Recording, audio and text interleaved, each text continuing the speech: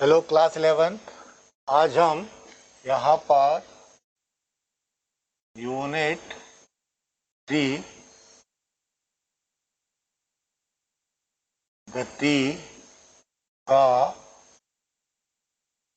नियम स्टार्ट कर रहे हैं। ठीक है, आप पहले से भी न्यूटन के गति के नियम जानते हैं। न्यूटन ने गति के 3 नियम दिए, उसके अकॉर्डिंग क्या है, न्यूटन की गति के नियम।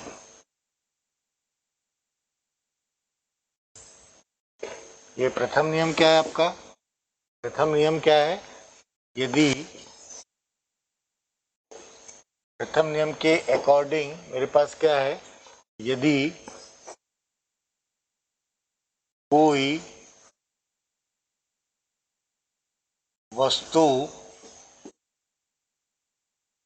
स्थिर है तो स्थिर ही रहती है या गतिशील है तो गतिशील अवस्था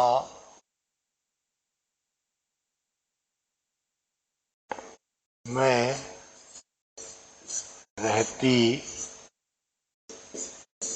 है जब तक उस पर बाह्य बल नहीं लगाया जाता है एवं वस्तु का यह गुण जो अवस्था परिवर्तन का विरोध करता है, जड़त्व कहलाता है। इसलिए इस नियम को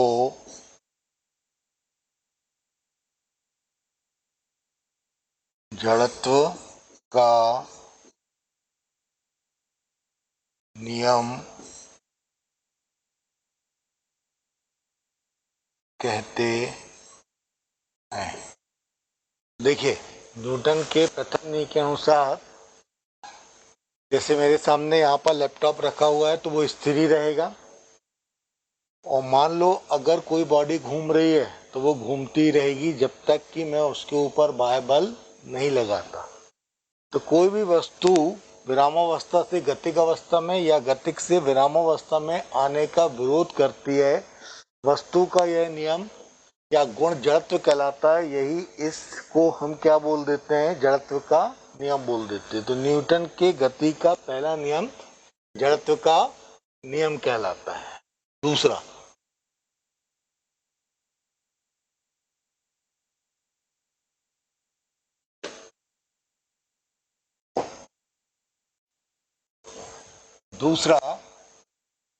संवेग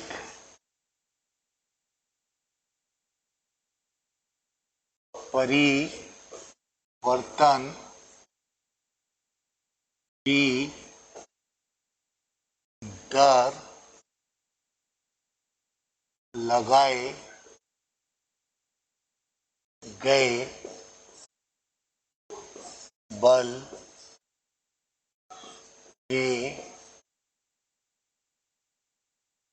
समानुपाती होती है। तो संवेग परिवर्तन की दर लगाए गए बल के समानुपाती होती है। संवेग क्या है, कैसे है, यह अभी अपन आज इसको डिस्कशन करते हैं। नंबर थर्ड, प्रत्येक क्रिया की एक बराबर एवं विपरीत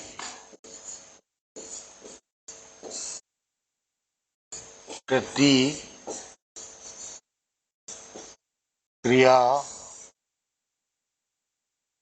होती है। तो ध्यान रखिएगा, जो तीसरा नियम है, प्रत्येक क्रिया की एक बराबर एवं विपरीत प्रतिक्रिया होती है। हम आज पहला नियम पढ़ रहे हैं, उसके बाद संवेग पढ़ेंगे, इसमें सेकंड नियम को प्रूव करेंगे, फिर थर्ड नियम पर आएंगे। तो आज हो, तो देखिए, मैंने आपको ये बताया था प्रथम नियमानुसार इसको हम क्या बोल देते हैं, जड़त्व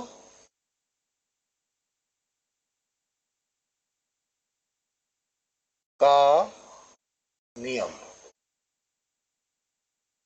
ठीक, तो जड़त्व का नियम मेरे पास क्या कहलाता है, ये प्रथम नियम कहलाता है। तो जड़त्व होता क्या है, देखिए, हर वस्तु क्या होती है, अपनी अवस्था को परिवर्तित नहीं करना चाहती, वो उसी अवस्था में हमेशा रहना चाहती है। अगर ये टेबल मेरे सामने रखी है तो ये हमेशा इसी अवस्था में रहेगी जब तक मैं इसको बाह्य बल नहीं लगाता हूं, और जैसे ही बाह्य बल लगाता हूं तो ये विरामावस्था से गतिक अवस्था में आने का विरोध करती है। ठीक, ऐसे ही क्या हो गया, वस्तु अगर गति से विरामावस्था में आने का विरोध करती है तो वह भी मेरे पास जड़त्व कहलाता है। तो ध्यान रखिएगा, मेरे पास जड़त्व तीन प्रकार के होते हैं। जड़त्व को मैं यहां पर डिफाइन कर लेता हूं। नंबर एक है फर्स्ट, विराम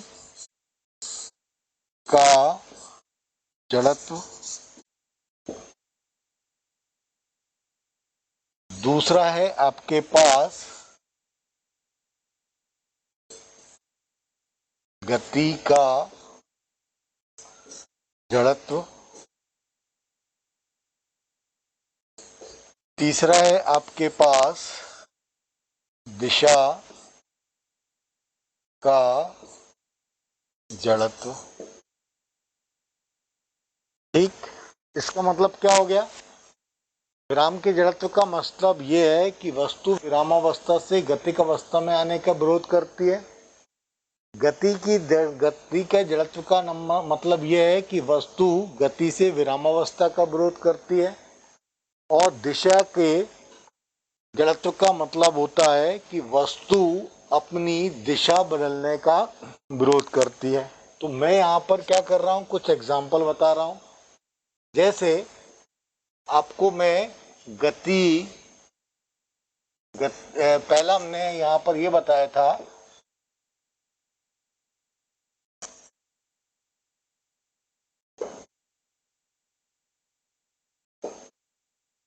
मैं यहाँ पर एग्जाम्पल लेके चलता हूँ। एग्जाम्पल पहले मैं लेके चलता हूँ, विराम का जड़त्व। जैसे इसका एग्जाम्पल क्या है, जब बस में बैठा हुआ व्यक्ति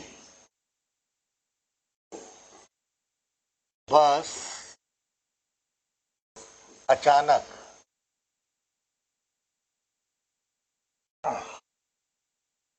चलने पर पीछे की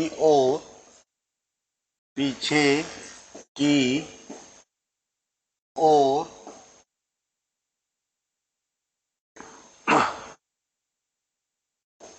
मोड़ जाता है क्योंकि विरामावस्था के कारण विराम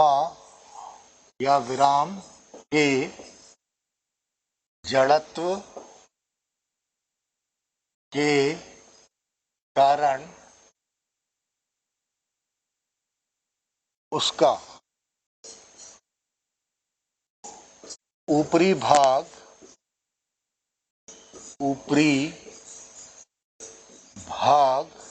तो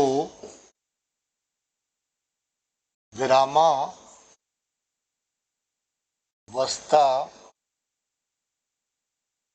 में रहता है, किंतु नीचे का भाग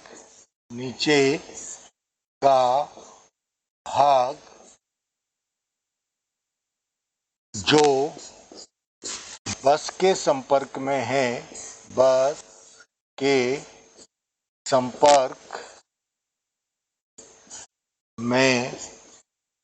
है गतिशील हो जाता है। इसलिए ऊपर वाला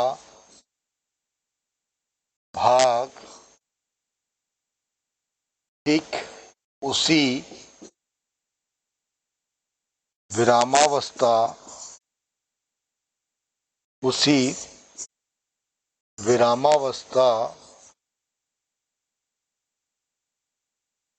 में रहना चाहता है। इसलिए व्यक्ति पीछे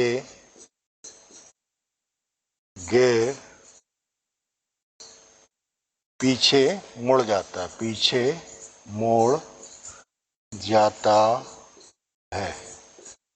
देखिए, मैं अगर बस के अंदर बैठा हुआ हूँ, बस चलेगी तो मेरा ऊपर वाला भाग विराम के जड़त्व के कारण स्थिर रहेगा, लेकिन नीचे वाला भाग कैसा होगा? बस के साथ गतिशील। इसलिए नीचे वाला भाग तो आगे चल जाएगा, लेकिन पीछे वाला भाग कैसा हो जाएगा?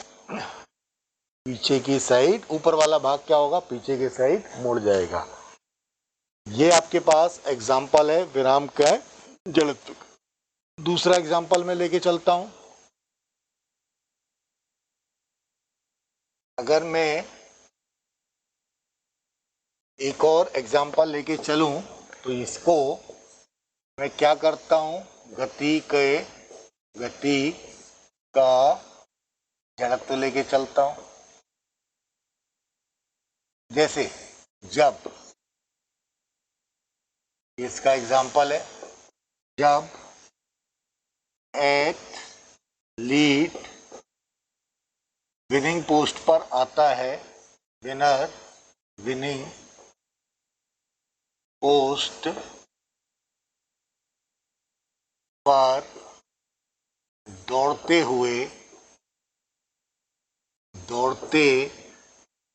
हुए आता है तो तुरंत नहीं रुकता, बल्कि गति के जड़त्व के कारण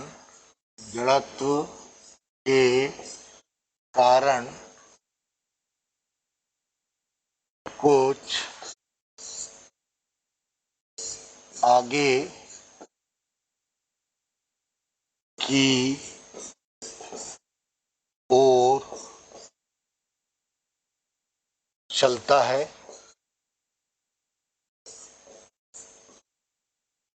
क्योंकि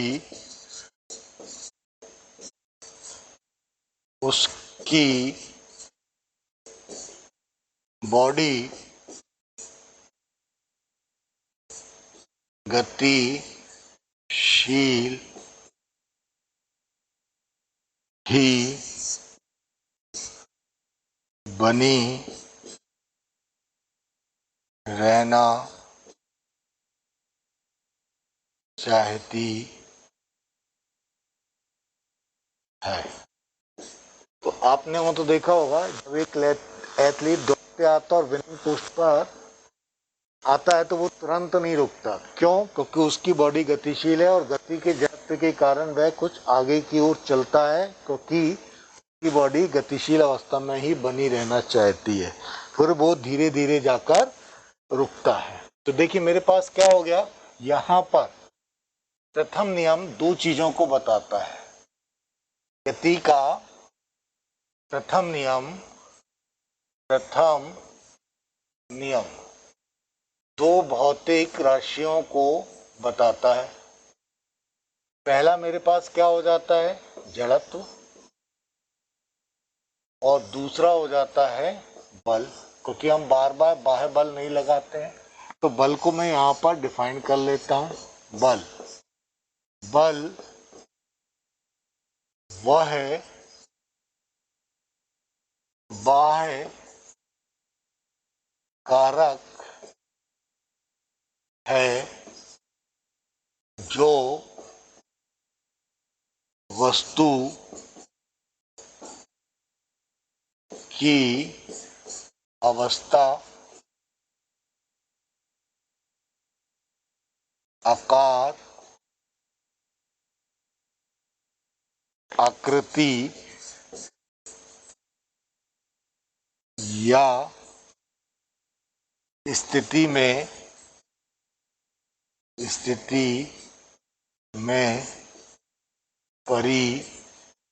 परिवर्तन कर देती है। तो बल है क्या? बल वह बाह्य कारक है जो किसी वस्तु की अवस्था, आकार, आकृति, शेप, गति से विश्राम, विश्राम से गति, है ना, में परिवर्तन कर देता है। तो उसको हम क्या बोल देते हैं, बल बोल देते हैं। ठीक है। तो प्रथम नियम मेरे पास यहाँ पर दो चीजें बता रहा है, एक जड़त्व और दूसरा क्या बता रहा है आपके पास, बल। तो अब आपको तो देखिए, जब मैं सेकंड साइड मूव करता हूँ तो मैं यहाँ पर क्या करता हूँ, संवेग बताता हूँ। संवेग फिजिक्स के लिए बहुत इंपॉर्टेंट राशि होती है। इसको मैं P से शो करता हूँ। ठीक है। किसी गतिशील वस्तु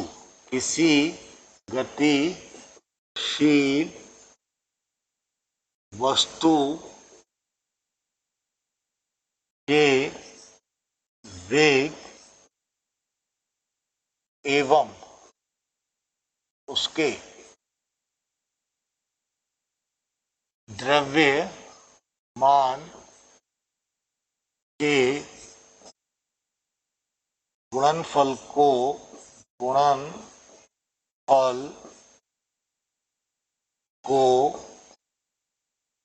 संवेग,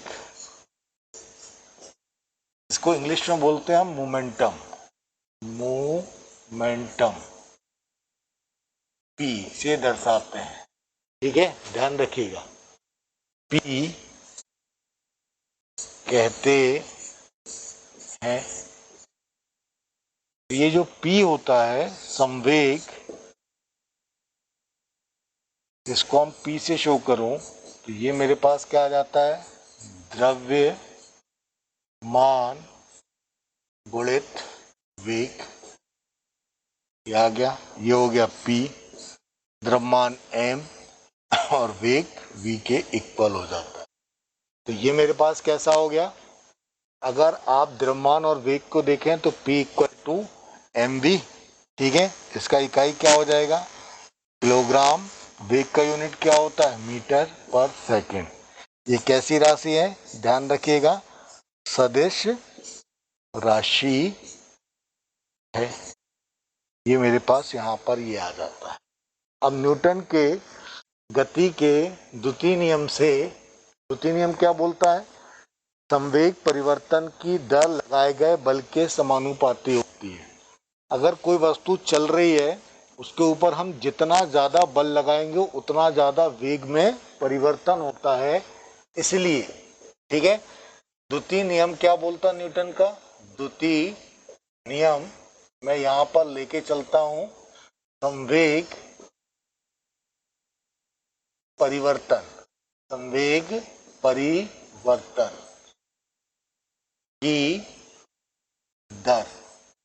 अगर मैं संवेग में परिवर्तन करना चाहूं, जैसे एक आपके पास साइकिल है, उसके ऊपर जितना ज्यादा पैडल मारेंगे, बल लगाएंगे, उतना ज्यादा उसका वेग परिवर्तित होगा, और वेग में अगर हम द्रव्यमान से गुणा कर दे तो संवेग हो जाएगा। इसलिए मैं बोलता हूं संवेग में परिवर्तन। तो संवेग में परिवर्तन, परिवर्तन को मैंने आपको बताया था फिजिक्स में डेल्टा साइन से शो करते हैं। दर है तो समय t से डिवाइड करेंगे, समानुपाती लगाए गए बल, ठीक है। तो ये न्यूटन के गति का द्वितीय नियम है, और न्यूटन के गति के द्वितीय नियम की सहायता से मैं यहाँ पर क्या करता हूँ, ये सिद्ध कर देता हूँ कि ये यहाँ पर मैं सिद्ध कर रहा हूँ, सिद्ध कीजिए कि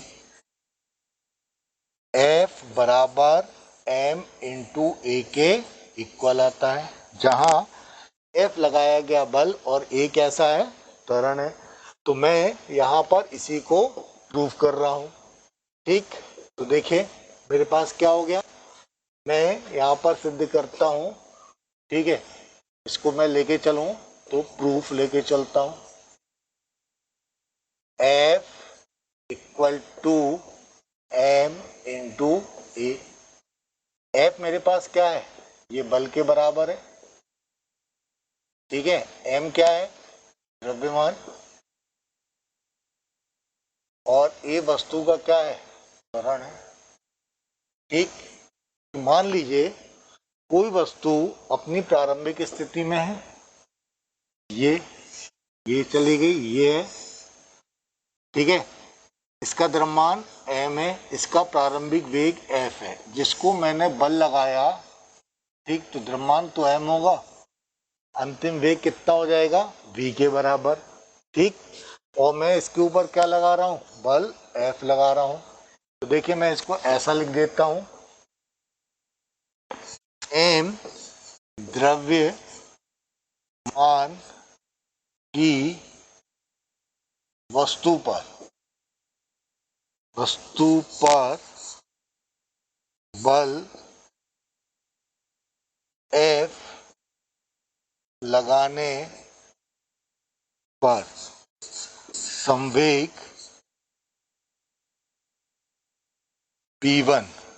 अब वस्तु साइकिल चलती आ रही है, आपने उसके ऊपर और बल लगाया, ठीक है। तो अब बल लगाना शुरू किया तो प्रारंभिक संवेग कितना आ जाएगा, संवेग बराबर मात्रा गुणित वेग mu हो गया, ठीक है। संवेग P1 से अब अंतिम संवेग कितना आ जाएगा, P2 बराबर m। अब इसका संवेग बदल जाएगा तो ये कितना जाएगा, mv के मान के बराबर। इसलिए संवेग में परिवर्तन, इसको मैं डेल पी से शो करता हूं, ये हो जाएगा अंतिम संवेग माइनस प्रारंभिक संवेग, ये चला गया, ठीक। तो देखिए मेरे पास क्या कंडीशन आ गई, अगर मैं इसको सॉल्व करूं तो डेल पी बराबर ये हो जाएगा m v minus m u. तो डेल पी बराबर एम को कॉमन निकाल लीजिए, v minus u. Del p बराबर एम, वेग में परिवर्तन डेल वी मान लिया मैंने, ठीक है। तो अब देखिए गति के द्वितीय नियम से लगाया गया बल संवेग परिवर्तन के समानुपाती होता है। F समानुपाती del p upon del t. ये मैंने अभी आपको बताया कि संवेग परिवर्तन की दर लगाए गए बल के समानुपाती होती है या लगाया गया बल संवेग परिवर्तन के बराबर होता है। तो मेरे पास F समानुपाती के चिन्ह को बराबर के चिन्ह में बदलने के लिए एक कांस्टेंट के ले लीजिए। Del p upon del v कितना हो गया, m del v upon del t, ये आ गया, ठीक है। इनको एक साथ रख लीजिए। Del v upon del t ये कितने के बराबर होता है, ठीक है, त्वरण ए के बराबर होता है। वेग में परिवर्तन त्वरण कहलाता है। तो एफ बराबर, ठीक है, यहाँ पर के की वैल्यू न्यूटन ने 1 रखी, तो एफ बराबर m del v upon del t के ए लिख दीजिए, वेक्टर फॉर्म में लिख दीजिए, वेक्टर फॉर्म, ठीक। तो एफ बराबर मेरे पास कितना आ जाएगा, एम इंटू ए के मान के बराबर आ जाता है, ठीक है। तो ये हमारे पास यहाँ पर प्रूफ हो जाता है। इसको नोट कर लीजिएगा अच्छे से, ठीक। तो मेरे पास क्या रिजल्ट निकला है, एफ